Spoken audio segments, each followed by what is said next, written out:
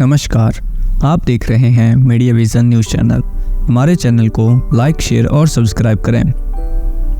लोकसभा चुनाव से पहले उत्तर प्रदेश में एक बार फिर से प्रदेश के विभाजन का मुद्दा गरमा गया है।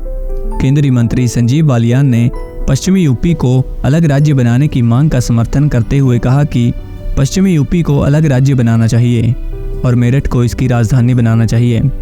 उन्होंने कहा कि इस क्षेत्र की आबादी 8 करोड़ है और यहाँ से हाईकोर्ट 750 किलोमीटर दूर है। ऐसे में इसे अलग राज्य बनाने की मांग एकदम जायज़ है। यह पहली बार नहीं है जब यूपी के विभाजन की मांग तेज हो गई है।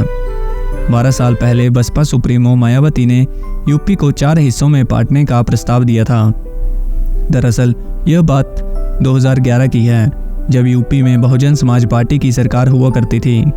साल 2012 में विधानसभा चुनाव से पहले बसपा सुप्रीमो मायावती ने यूपी को 4 हिस्सों पूर्वांचल, पश्चिमी प्रदेश, अवध प्रदेश और बुंदेलखंड में बांटने का प्रयास किया था। 16 नवंबर 2011 को तत्कालीन मुख्यमंत्री मायावती ने मंत्री पद की बैठक में इसे मंजूरी दी थी और फिर इसे यूपी विधानसभा में पेश किया गया था। यूपी को 4 भागों में विभाजित करने वाले इस प्रस्ताव को 21 नवंबर 2011 को विधानसभा में पारित कर दिया गया और फिर इसे केंद्र सरकार को भेज दिया गया। मायावती सरकार द्वारा भेजे गए प्रस्ताव के मुताबिक यूपी को 4 राज्यों में विभाजित करने की बात कही गई थी।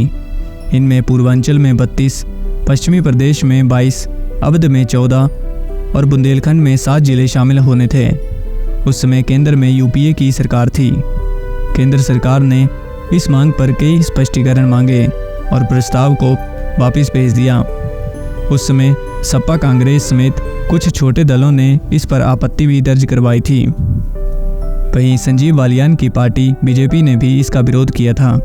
बसपा सरकार द्वारा दिए गए प्रस्ताव के मुताबिक अगर यूपी को 4 हिस्सों में विभाजित किया जाता तो पश्चिमी प्रदेश में आगरा, अलीगढ़, मेरठ, सहारनपुर, मुरादाबाद, बरेली समेत 22 जिलों को शामिल किए जाने का प्रावधान था। वहीं पूर्वांचल में वाराणसी, गोरखपुर, बलिया, देवरिया, आजमगढ़, बस्ती समेत 32 जिलों को शामिल किए जाने का प्रस्ताव था। अवध प्रदेश में लखनऊ, देवीपाटन, कानपुर जैसे जिलों को शामिल किए जाने का प्रस्ताव था।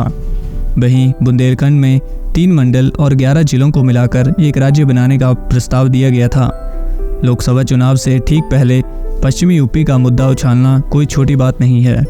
यह राष्ट्रीय लोकदल समाजवादी पार्टी के साथ साथ बसपा की भी मुश्किलें बढ़ा सकती है।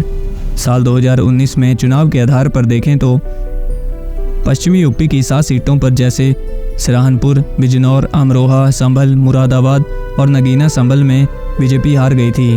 वहीं पश्चिमी अंचल के बहाने पश्चिमी यूपी से जुड़ा है, तो ऐसे में रालोद और जयंत चौधरी इस मुद्दे और अखिलेश यादव भी बंटवारे के खिलाफ रहे हैं।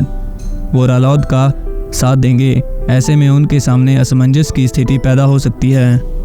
इसमें साथ ही बसपा खुद को इस मुद्दे पर विरोध नहीं करवाएगी, क्योंकि उसने ही यह प्रस्ताव साल 2012 में पेश किया था।